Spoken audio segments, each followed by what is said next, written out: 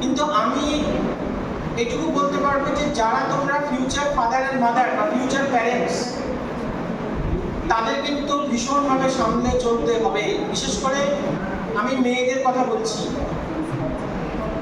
তোমরা কিন্তু আজকে মেয়ে আছো, পরবর্তী ক্ষেত্রে তোমরা মা হিসাবেই সমাজের মধ্যে থাকবে।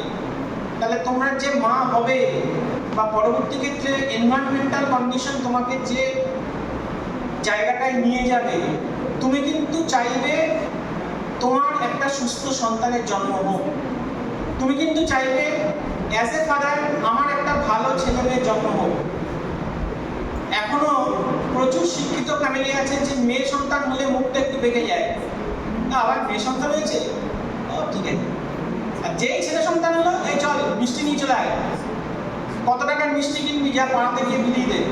কেন এটা কেন? এখনো আমরা 21st সেঞ্চুরির থেকে কত এগিয়ে গেছি, এআই এর যুগে চলে এসেছি, এখনো আমাদের মধ্যে প্যারেন্টসের মধ্যে ছেলে মেয়ে ফ্যাক্টরটা কেন থাকবে? এই ঘটনাটার জন্যই কিন্তু আমরা পিছিয়ে আছি। এই ঘটনাটার জন্যই কিন্তু এই সেমিনারের আয়োজন। এই ঘটনাগুলোর জন্যই কিন্তু আমাদের এএসডি থেকে শুরু করে যা যা ফ্যাক্টরগুলো কাজ করে, সেগুলো সবই কিন্তু আমাদের নিজস্ব মেন্টালিটির থেকেই আসে। আমরা যদি নিজেরা ঠিক না হতে পারি, যতই আমরা বক্তৃতা দিই, যতই তোমরা মন দিয়ে কথা শোনো, আজকে এখান থেকে শুনবে, কিছুক্ষণ পরে ঘর থেকে বেরিয়ে যাবে, গিয়ে বাড়ি চলে যাবে, আবার সে তোমাদের সামনে মোবাইলেই চলে আসবে।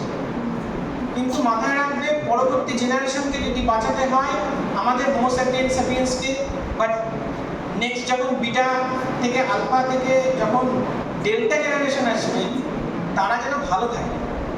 আমরা অ্যাজ এ হিউম্যান বিং কিন্তু আমরা চাইবো আমাদের সন্তান ভালো থাকে। তাহলে তারা যখন এআই যুগে এত ইন্টেলেকচুয়াল ডেভেলপমেন্ট করছে, ভগবান না সত্যি এনভায়রনমেন্ট যখন এটা দিয়ে দিয়েছে, তাহলে কেন আমরা তাকে নারিশ করবো না? ছেলে হলেও নারিশ করতে হবে, মেয়ে হলেও নারিশ করতে হবে। আর অটিজম স্পেকট্রাম ডিসঅর্ডার বা অন্য যে কোনো ডিসঅর্ডারই তার ক্ষেত্রে হোক না কেন, তাকেও নারিশ করতে হবে। হয়তো সেই নারিশিং ব্যাপারটা অনেকটা কঠোর, অনেকটা কঠিন। আমার এক বন্ধু না, আমার এক দাদা আছে আমাদের পাড়ায়, বিষ্ণুপদ ধর। তার একটা ছোট্ট ঘটনা বলি। দাদা 4 হুইলে